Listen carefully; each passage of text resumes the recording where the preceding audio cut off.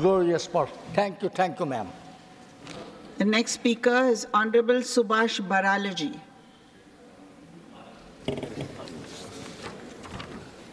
You have 7 minutes. धन्यवाद सभापति महोदया, आपने मुझे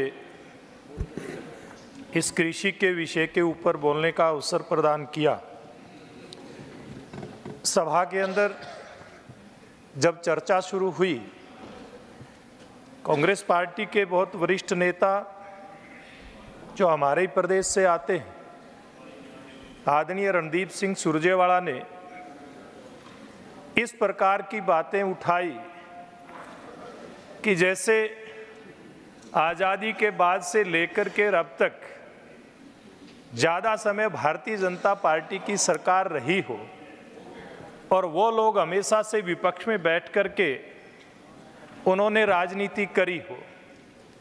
लेकिन वो बात करते वक्त शायद इस बात को भूल गए कि आज़ादी के बाद से लेकर के और आदरणीय नरेंद्र मोदी जी की सरकार 2014 में जब आई, ज़्यादा समय उन्होंने देश के ऊपर राज किया।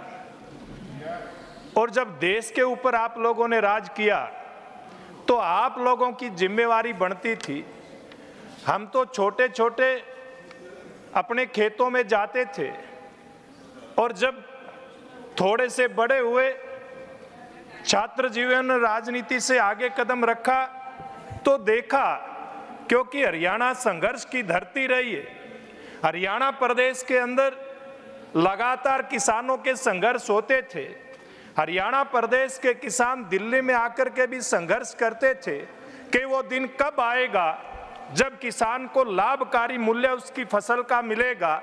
लेकिन दुर्भाग्य हम सब देश के किसानों का, करोड़ों किसानों का, कि देश के ऊपर राज करने वाली पार्टी, सबसे ज्यादा राज करने वाली पार्टी जो आज भारतीय जनता पार्टी, नरेंद्र मोदी जी, इनके ऊपर उंगली उठाती है कि किसान को उसकी फसल का लाभकारी मूल्य नहीं मिलता।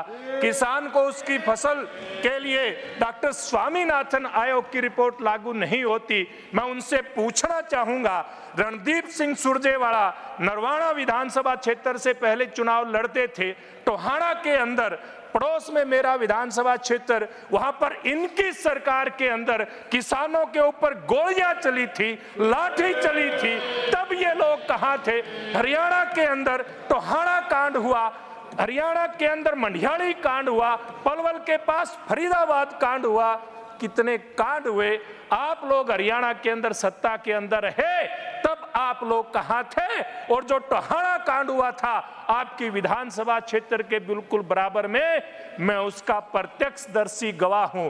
हमने घायल किसानों को उठा करके हॉस्पिटल में लेकर के जाने का काम किया था। मान्यवर सभापति महोदय, केवल कसूर उन किसानों का इतना था कि अपनी धान की फसल की उचित बिक्री की मांग कर रहे थे, उचित मूल्य की मांग कर रहे थे।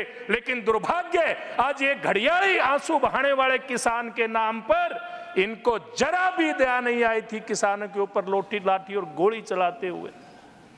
इतना ही नहीं है, अनेकों बार कितने ही ऐसे उदाहरण उठा करके देख लीजिए इनकी सरकारों में, इसी प्रकार से किसान के साथ व्यवहार होता था। लेकिन सौभाग्य से जब देश के अंदर श्रीमान अटल बिहारी वाजपेयी जी की सरकार बनी, उस समय से किसान की चिंता करनी शुरू हुई थी। एक तरफ किसान को लाभकारी मूल्य मिले, दूसरी तरफ किसान की लागत मूल्य कम करने के लिए, चाहे उसको किसान क्रेडिट कार्ड दे करके सस्ते ब्याज पर उसको ऋण उपलब्ध करवाने की बात हो, चाहे समय के ऊपर कम रेट के ऊपर डीएपी और यूरिया उपलब्ध कराने की बात हो, ये अटल बिहारी वाजपेयी जी की सरकार के समय से शुरू हुआ था और अब ये पूरा नरेंद्र मोदी जी की सरकार के समय में इसके ऊपर काम आगे बढ़ रहा है। सभापति महोदय, अगर हम इस सरकार की बात करें, मुझे याद है मैं भी किसान मोर्चा का कार्यकर्ता होने के नाते हम गांव-गांव में जाते थे, किसानों के बीच में कार्यशाला करते थे और किसान को प्रशिक्षित करते थे कि सरकारों से मांग करो, लागत के आधार पर 50% मूल्य उसमें लाभ के रूप में जोड़ करके किसान को मिलना चाहिए। अगर उस सपने को साकार करने का कोई काम किया तो देश के प्रधानमंत्री नरेंद्र मोदी जी के नेतृत्व में आज हमारी सरकार 2014 के बाद अब तक 1.5 गुना से लेकर के 2.5 गुना अलग अलग फसलों का रेट बढ़ा करके देने का काम हमारी सरकार ने किया। और मेरे से पहले बहुत सारे वक्ताओं ने बताया कि किस प्रकार से कांग्रेस पार्टी की सरकार जब इस देश के अंदर थी, कैबिनेट के नोट भी रद्दी की टोकरी में डाल दिए जाते थे और ये कह दिया जाता था कि अगर किसान को 50% लाभकारी मूल्य लागत के अंदर जोड़ करके दे दिया गया तो बाजार विचलित हो जाएगा। इन लोगों को उस बाजार की चिंता थी, किसान की चिंता नहीं थी। जिस किसान की चिंता आदरणीय नरेंद्र मोदी जी ने करने का काम किया। और अभी मेरे से पहले के वक्ताओं ने बहुत सारी बातें उन रिकॉर्ड लेकर के आई कि किस किस फसल का रेट कितना बढ़ा करके दिया, उसकी डिटेलिंग में मैं नहीं जाऊंगा। लेकिन मैं दूसरी बात इसके साथ साथ करना चाहूंगा सभापति महोदय कि हमारी सरकार ने एक तरफ जहां किसान की फसल का उसको लाभकारी मूल्य मिले तो दूसरी तरफ उसकी लागत किस प्रकार से कम हो इसके ऊपर काम करने का काम किया। किस प्रकार से अंतर्राष्ट्रीय स्तर पर खाद के दाम बढ़ने के बावजूद भी देश के अंदर सब्सिडी बढ़ा करके किसान की फसल की लागत मूल्य को कंट्रोल करने का काम किया। हमारे किसान को नैनो यूरिया उपलब्ध करवा करके, हमारे ड्रोन दीदी हमारी बहनों को प्रशिक्षित करके 8 लाख रुपए से लेकर के 10.5 लाख रुपए तक का ड्रोन उनको ट्रेनिंग करा करके फ्री में देने का काम हमारी सरकार कर रही है। इसी प्रकार से सभापति महोदय मुझे पहली बार बोलने का मौका मिला है, 2 मिनट मुझे कृपया दीजिए, मैं अपना कंक्लूड करता हूं।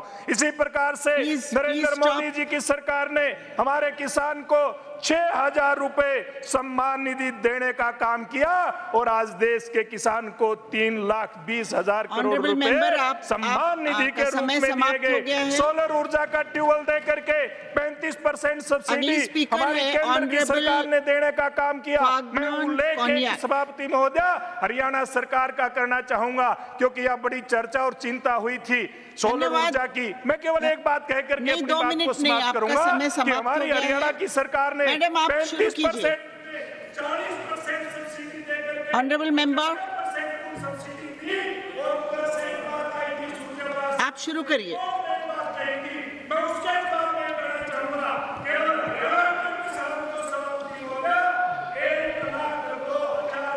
Please begin. आपका समय जा रहा है। Thank you.